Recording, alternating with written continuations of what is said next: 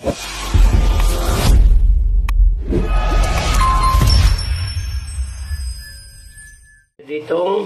balon-balunan. Inuna ko muna guys yung balon-balunan at medyo matigas yan. Maya-maya yung atay. Magluluto tayo na guys ng gulay na broccoli.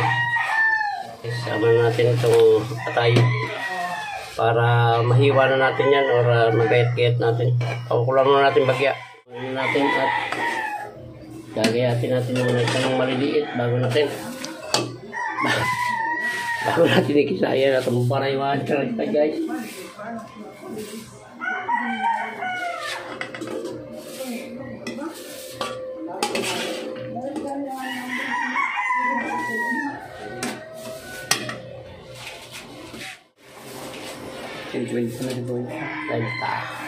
Ayan guys, magigisa na tayo ng ating bawang at sibuyas.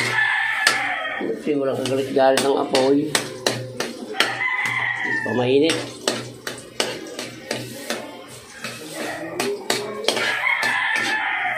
Walang kagalit-galit ng apoy.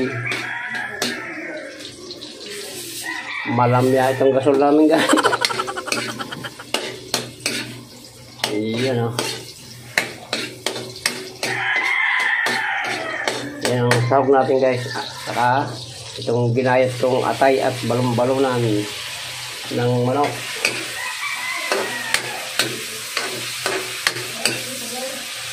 Yan guys. Yan natin yung hipon. Masarap. May hipon at may atay at balon-balunan.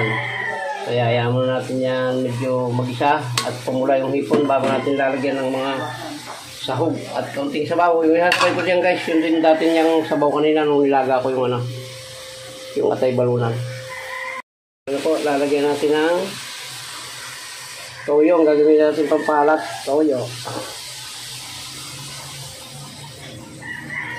Tama na muna yan. Baka maalat. Mayroon yan. Maalat din itong mga ilalagay natin sa hagi.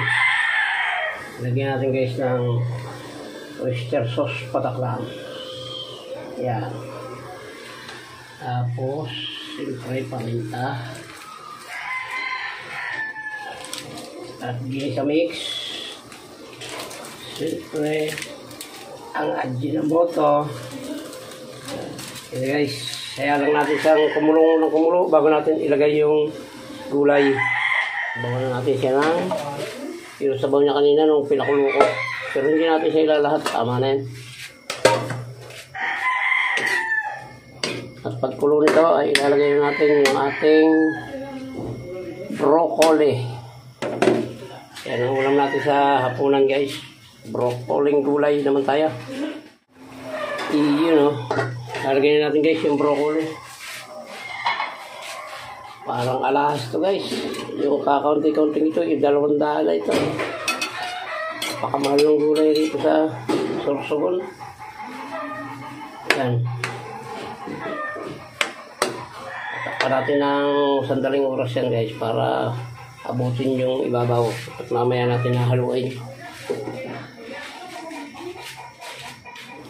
Okay guys, kumulo na. Ating imimekos-mekos na ng kaunti. At maya-maya ito yung luto na ito. Madali na lutuin yung gulay na yan guys. Tikman na natin kung anong lasa.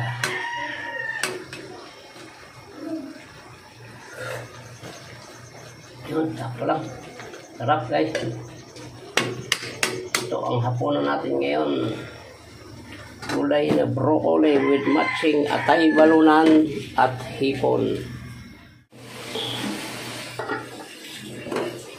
Natin malambot na guys. Pwede nito. Luto nito guys. Ayan, muli po. Maraming salamat po muli. Sa dulo ng vlog na ito na pagluluto ng broccoli